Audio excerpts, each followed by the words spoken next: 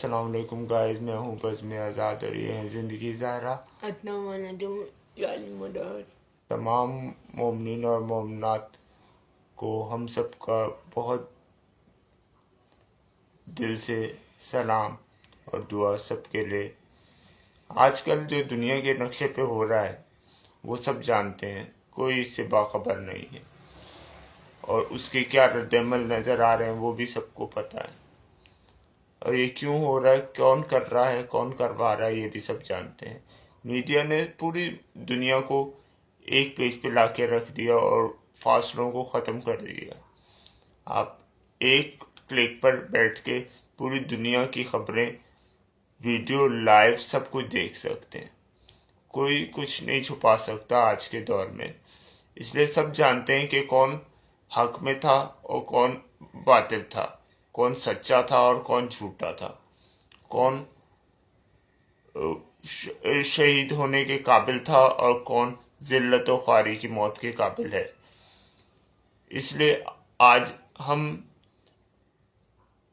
سچے دل کے ساتھ سید علی خامنہئی شہید کی شہادت پر اور ان کے اہل خانہ کی شہادت پر بہت زیادہ افسوس کرتے ہیں، بہت زیادہ، اور کوشش کریں گے کہ جینا ان کے بتائے ہوئے رستوں پر گامزن رہ سکیں، کیونکہ وہ صرف ایران کے لیڈر نہیں تھے، دنیا میں پھیلے ہوئے کروڑوں اربوں کی تعداد میں جو مومن اور مومنات ہیں سب کے لیڈر تھے وہ۔ اس لیے ہمیں ان کی کئی ہی باتوں کو ذہن نشین کرنا چاہیے، ان سے سیکھنا چاہیے کہ زندگی کس بہادری اور ڈٹ کر رہنے سے گزاری جاتی ہے۔ ڈر کے بارے کوئی زندگی نہیں ہوتی۔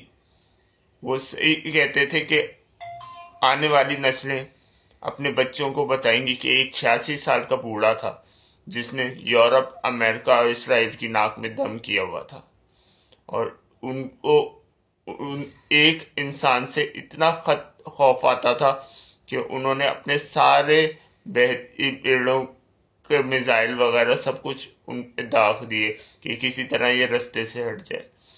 لیکن وہ کیا سمجھتے ہیں کہ ایک خامنہئی جائے گا تو اور خامنہئی پیدا نہ ہوں گے؟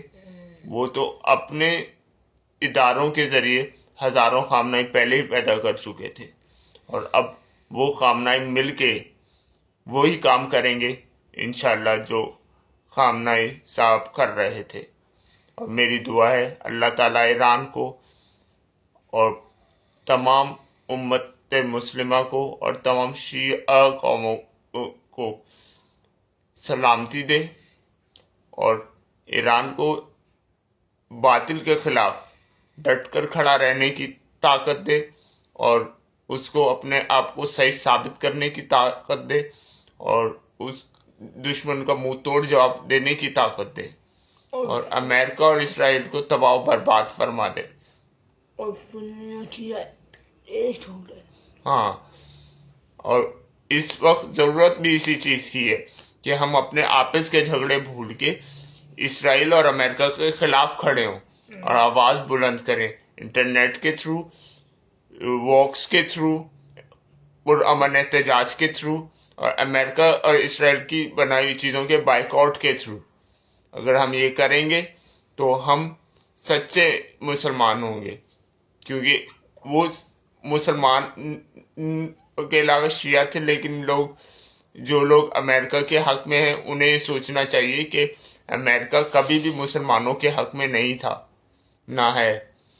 وہ کیوں شیعوں سے ڈرا ہوا تھا، کیوں ایران سے اتنا خوف زدہ تھا؟ اس لیے خوف زدہ تھا کیونکہ ایران حق پر تھا، حق پر ہے، اور کل بھی حق پر رہے گا۔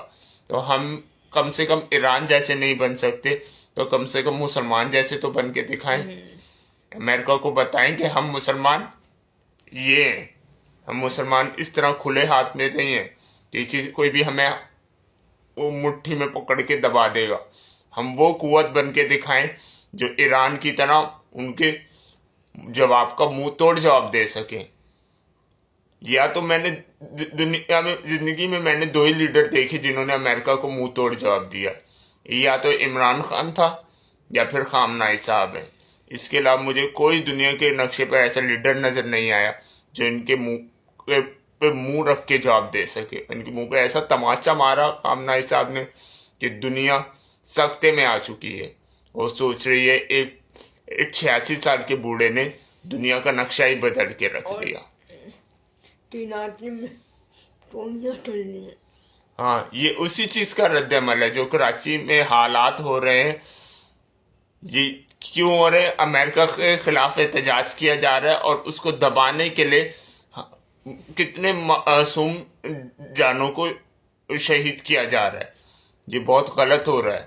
ہم اس کے خلاف بھی احتجاج کرتے ہیں اور آپ سے گزارش کرتے ہیں کہ آپ لوگ بھی اپنے بیانات ریکارڈ کریں اور اس احتجاج میں اپنا حصہ ڈالیں اور اسرائیل کے خلاف متحد ہو جائیں. اللہ حافظ. اللہ نگہبان. اللہ حافظ.